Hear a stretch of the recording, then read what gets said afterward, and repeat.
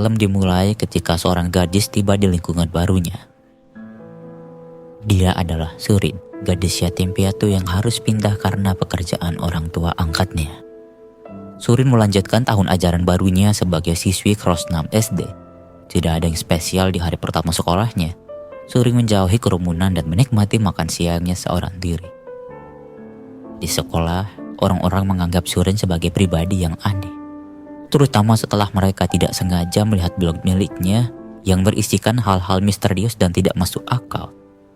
Surin selalu menjalani hidupnya dengan kesepian. Hingga suatu ketika dia bertemu dengan Sungmin, siswa satu sekolahnya yang tinggal di panti asuhan. Sejak saat itu, Sungmin mulai tertarik dan selalu memperhatikan Surin dari kejauhan. Saat pulang sekolah, Surin memergoki Sungmin yang terus mengikutinya dari belakang. Tak disangka pertemuan itu membuat mereka perlahan semakin dekat. Suatu ketika, mereka berdua sepakat untuk mencoba permainan mistis yang dipercaya bisa untuk menghadirkan makhluk halus. Dengan huruf buatan, mereka saling bertukar informasi tanpa takut diketahui oleh siapapun.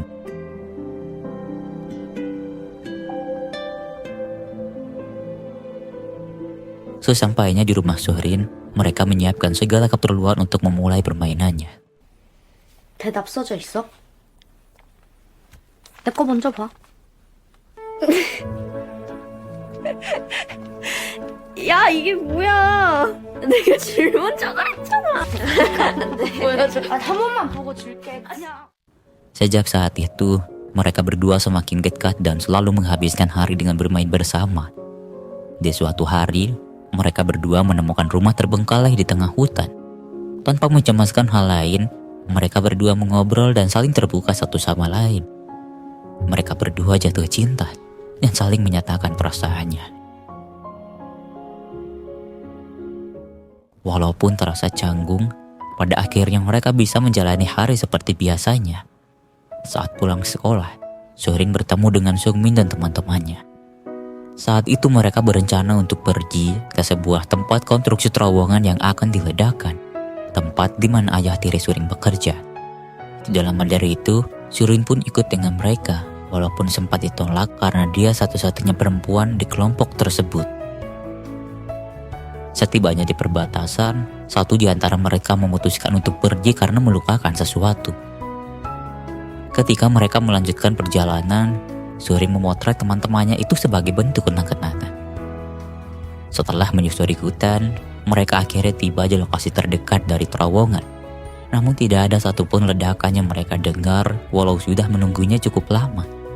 Hingga suatu ketika, mereka menemukan sebuah gua kecil yang cukup dalam dan muat untuk mereka masuki bersama. Setibanya di dasar gua, mereka terkejut ketika melihat sebuah telur nampak bercahaya dari dalam air. Mereka semakin penasaran dan bertanya-tanya, benda apa itu sebenarnya? Dengan sukarela, Sungmin menyelam ke dalam air dan mengambilnya. Cahaya di telur itu redup ketika mereka membawanya ke permukaan. Salah satu di antara mereka yang bernama Taesik berkata bahwa itu adalah telur monster yang bisa melahap waktu. Dia mengetahui rumor itu dari mendiang kakeknya yang bercerita bahwa akan ada gua yang muncul setiap bulan purnama. Dan mereka datang di waktu yang tepat. Dalam kisahnya, kakek Taesik bercerita bahwa siapapun yang memasuki gua itu akan kehilangan waktu. Anak kecil akan berubah menjadi dewasa, dan orang dewasa akan berubah menjadi tua. Di tengah-tengah perdebatan, Surin kembali ke dalam gua untuk mengambil jepit rambut peninggalan ibunya yang tertinggal. Tidak lama dari itu, sebuah ledakan mengguncang area tersebut dan hampir merobohkan gua. Sesampainya di permukaan, teman-teman Surin menghilang dan hanya menyisakan pecahan telur misterius itu. Surin yang tidak ingat jalan pulang tersesat. Dia bersembunyi di balik batu, berusaha menahan rasa takutnya di tengah gelapnya malam. Tidak lama dari itu, orang tua dari anak-anak yang hilang pergi mendatangi tempat konstruksi. Mereka berbicara dengan penanggung jawab di sana yang secara kebetulan adalah ayah tiri Surin. Mereka mempertanyakan nasib anak-anak yang hilang di area konstruksi itu. Setelah berusaha menjelaskan keadaannya, ayah tiri Surin kaget ketika mengetahui salah satu korban adalah putrinya sendiri. Keesokan harinya, polisi beserta tim ekspedisi mencari keberadaan anak anak. Naasnya mereka hanya menemukan Surin yang tidak sadarkan diri. Walaupun hubungan mereka kurang baik, ayah tiri Surin tetap mengkhawatirkannya. Setelah kondisinya pulih, Surin menjelaskan semua kejadian yang dia alami di hadapan detektif dan ayah tirinya. Tentu saja penjelasan itu sangat sulit untuk diterima oleh akal sehat manusia. Dan tidak ada satupun di antara mereka yang percaya dengan perkataannya. Di dalam dari itu, Surin diberi kesempatan untuk membuktikan keberadaan gua dan sisa pecahan telur yang dia maksud. Namun sayangnya dia lupa di mana letak gua itu berada. Para orang tua mengira bahwa dia mengarang cerita tersebut. Mereka marah dan mengungkit latar belakang Surin yang dianggap aneh di sekolahnya. Di tengah-tengah perdebatan orang tua, mereka mendapat informasi bahwasanya satu dari korban ditemukan tidak bernyawa. Dia adalah Jae-wook, teman Song-min yang ditemukan terkubur di tengah lapang. Anehnya, tidak ada bekas luka apapun dan dia dinyatakan meninggal dunia karena penyakitnya. Surin kembali dalam kehidupannya yang sepi. Kehilangan Song-min membuatnya sangat terpukul, mengingat hanya dialah satu-satunya teman yang dia miliki selama ini. Di suatu hari, pakaian Tae-sik dan Jae-wook ditemukan terlipat dengan rapi di depan rumah mereka. Detektif menjelaskan bahwa dia akan menganalisa setiap rekaman CCTV untuk mengetahui siapa dalang di balik kejadian tersebut. Sementara itu, Surin memeriksa keadaan gudang setelah dia mendengar sesuatu. Tidak lama dari itu dia mengejar seseorang yang berlari ke arah hutan, mengira itu adalah Sung-min yang telah kembali. Ketika kakek Surin terluka, seorang pria memanggilnya dari kejauhan. Dia adalah Sung-min yang sudah berubah menjadi dewasa. Sung-min menatapnya dengan tidak percaya saat air matanya mengalir. Surin yang tidak mengenalnya berteriak dan berusaha melarikan diri. Sung-min terpaksa menahannya saat dia hendak memberikan sebuah buku. Surin yang panik menggigit tangan Sung-min dan berlari saat buku itu terjatuh. Sung-min mengejar, namun sayangnya dia tidak sempat karena ayah Surin datang dari kejauhan. Dengan panik, Surin berkata bahwa dia diikuti seorang pria yang mencurigakan. Polisi mulai melakukan pencarian dan mereka menyimpulkan bahwa tragedi hilangnya anak-anak merupakan kasus penculikan. Tidak lama dari itu, polisi menemukan buku catatan yang sebelumnya ingin diberikan Sung-min. Surin yang mengetahui itu terkejut ketika melihat buku itu ditulis menggunakan huruf yang dia buat. Dengan kaget, Surin mengakui buku itu miliknya dan mulai membacanya. Ternyata buku itu berisi penjelasan Sung-min atas apa yang terjadi kepada dia dan teman-temannya. Saat itu, ketika Surin kembali ke dalam gua, Sung-min dan teman-temannya memecahkan telur misterius itu untuk memastikannya. Namun tidak ada apa-apa selain gelombang kejut yang keluar dari telur itu. Sung-min masuk ke dalam gua untuk mengajak Surin kembali. Namun anehnya, semua objek yang ada di sana termasuk Surin yang tidak bergerak. Ketika Sung-min keluar, dia dan temannya baru menyadari bahwa waktu di dunia yang mereka pijak telah berhenti.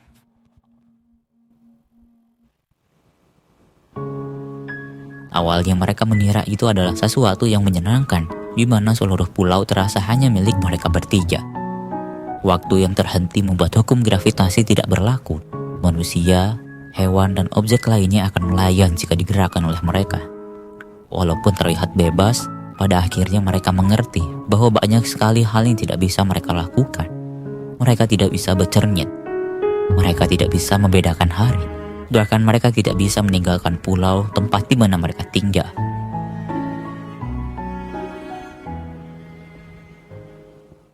Hari demi hari mereka lalui bersama, tinggal di dalam mall yang megah dan tidak perlu mengkhawatirkan makanan. Namun penyakit asma yang diderita Jae-wook tidak bisa dihindarkan. Inhaler tidak bisa menghembuskan molekul obat untuknya. Jae-wook terus bertahan dengan kondisinya yang semakin parah, hingga suatu ketika, Sung-min dan Tae-sik menemukannya dalam kondisi tak bernyawa. Mereka menyesal karena terlambat menyadarinya. Sejak saat itulah, Jae-wook dikuburkan di tengah lapang bermain.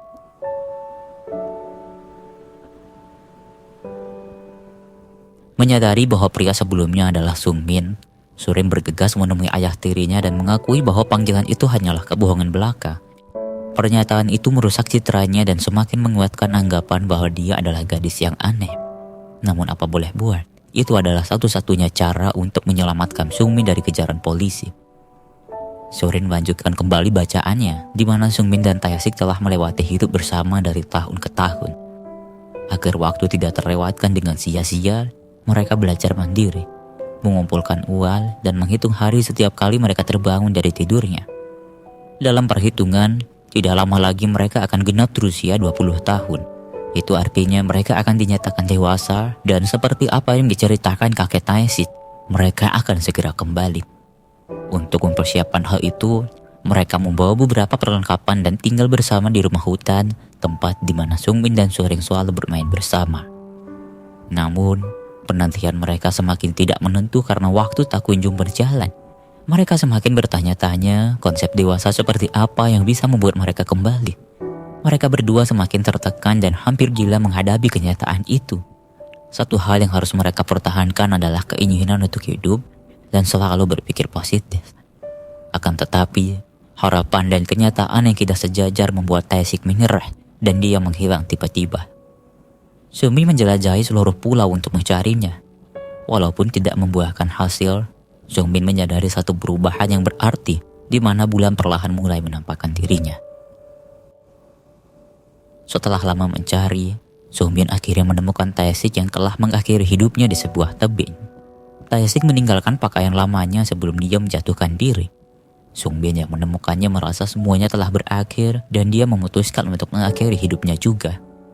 Namun, ketika dia melompatkan dirinya ke dalam air, waktu tiba-tiba berjalan. Tae-sik terus tenggelam ke dasar laut sementara dirinya pingsan dan tersadar di pesisir pantai. Sungmin terkejut bukan main dan setelah lama hidup dalam kesunyian, dia menjadi seseorang yang sangat sensitif terhadap suara.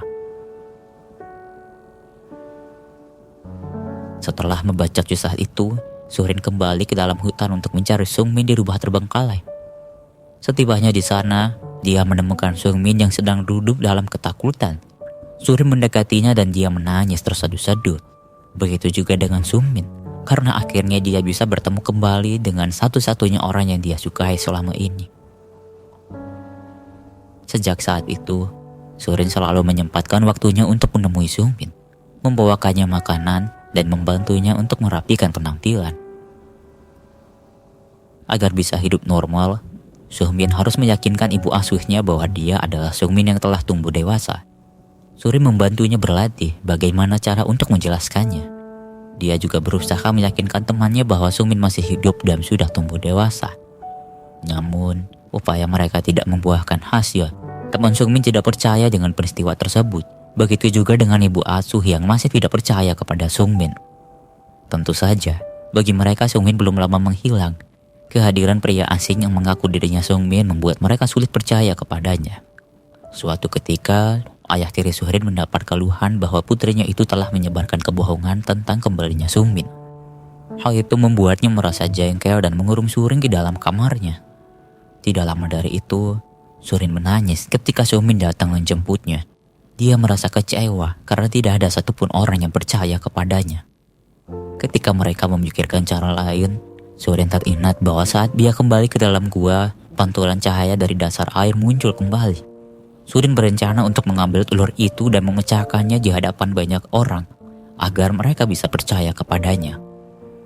Sungmin yang tahu betul betapa tersiksanya berada di sana menolak. Dia lebih memilih mengasingkan dirinya daripada harus melibatkan banyak orang.